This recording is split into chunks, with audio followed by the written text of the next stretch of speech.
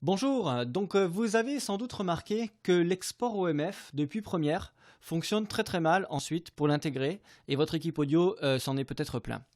On va voir comment remédier à ce problème. Le principe déjà, ça va être de préparer une séquence pour que l'équipe puisse travailler confortablement. Préparer une séquence, ça consiste à mettre la première image du film à 1 heure et un petit décompte avec un bip de synchro. Parfait. À partir de là, on va exporter le montage audio que vous avez dans la séquence. On va l'exporter d'abord en OMF. Mais attention, ce n'est pas l'OMF qu'on va utiliser à la fin.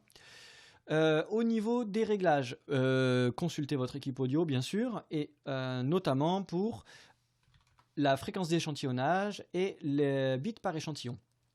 Image de poignée 150, ce qui nous fait 3 secondes en 50 images secondes. Ok. Ce premier OMF, on va l'appeler, on va le mettre dans un dossier, par exemple OMF from Premiere. On enregistre. Je remplace tout simplement parce que j'ai fait l'opération tout à l'heure. Les informations qui sont affichées ensuite, je vous conseille de les envoyer à votre équipe audio. Ça leur permettra de travailler plus confortablement. Puis, vous ouvrez Audition. Dans Audition, Fichier, Importer. Évidemment, on importe l'OMF qu'on vient de créer, qui est dans notre dossier OMF from Premiere. Souvent, il ne va pas trouver les fichiers. Donc, lier le média. On va dans Audio Files du même fichier. Sans toucher à rien, on fait ouvrir et il va retrouver ses petits. C'est parfait. Donc là, l'OMF fonctionne en piste audio mono. Donc, il est tout à fait logique qu'on se retrouve avec plus de pistes. Notamment, ici, par exemple, on avait une prise de son en 5.1. Mais en réalité, je ne souhaite utiliser que le LR. Donc, tout ce qui est LS, R et centre et LFE, je peux les supprimer. Les premiers LR, c'est mon micro synchrone. Évidemment, il est en mono, donc je n'ai pas besoin de la piste stéréo. Et je vais l'appeler Sync pour indiquer à l'équipe audio qu'il s'agit de son synchrone.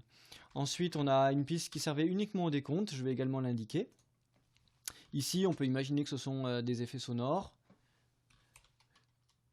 Voilà. Et ici, on avait de la musique, LR. Donc c'est une musique en stéréo, elle se retrouve sur 2 pistes. Pour indiquer à l'équipe, je vais mettre musique L,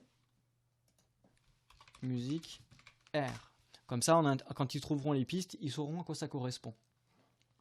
À partir de là, maintenant que j'ai quelque chose de beaucoup plus propre, je vais pouvoir le réexporter en OMF, et cette fois-ci, cet OMF sera utilisable.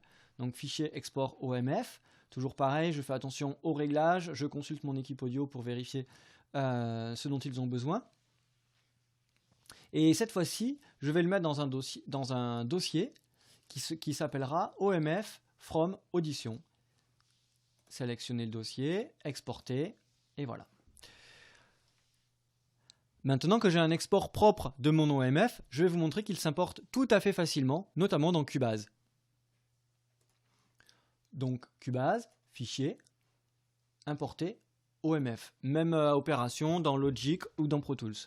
Je vais inclure toutes les pistes, vous voyez que je retrouve les noms que j'ai indiqués, et j'insère à la position de timecode. OK.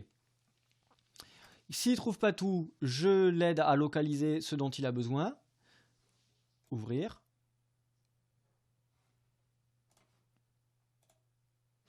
Et je me retrouve avec mes pistes audio. Donc vous voyez que tout a bien fonctionné. Et si vous avez communiqué donc l'heure de début de la séquence à l'équipe, tout simplement, ils pourront intégrer ça au montage et se retrouver avec une première image exactement comme vous le vouliez, c'est-à-dire à 1 heure. Et voilà, c'est aussi simple que ça. Maintenant, vous avez pu communiquer votre OMF à l'équipe audio qui pourra travailler confortablement.